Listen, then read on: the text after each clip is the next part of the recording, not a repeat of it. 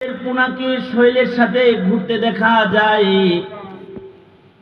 মাছের ছোট ছোট বাচ্চাগুলাকে মাছের সাথে ঘুরতে দেখা যায়,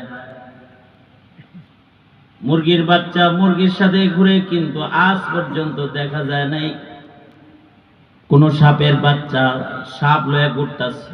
কারণ সাপের ভেতরে হিংস্রতা এত বেশি যে সে বাচ্চা খায় ফেলে।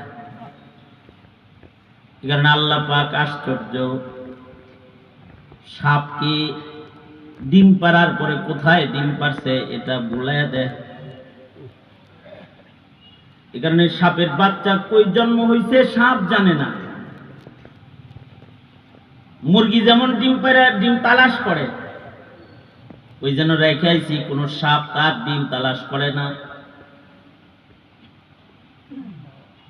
ডিমগুলোর থেকে আল্লাহ পাক বাচ্চা দান করেন। এই বাচ্চাগুলার জন্মের সাথে সাথে শক্তিশালী আকলমন্দ। একদিনের বাচ্চা কেবলমাত্র যে সাপটার জন্ম হইছে, ওই সাপটা যেটা কেচোর মতো লড়ে চড়ে, ওর পায়ের মধ্যে ওর লেজের মধ্যে যদি কিছু দিয়ে ছোঁয়া দেওয়া হয় তো বুঝে যে আমার দুশ্মন আছে। সাথে সাথে দুশ্মন মোকাবেলার জন্য ছোট্ট বাচ্চার ডিফেন্স পাওয়ার নিয়ে ফোনা ধরে দাঁড়ায় যায়। এই যে দুশ্মনকে দংশন করার মতো শক্তি, বুদ্ধি, আকল আল্লাহ পাক জন্মের সাথে সাথে ওকে দান করেছেন।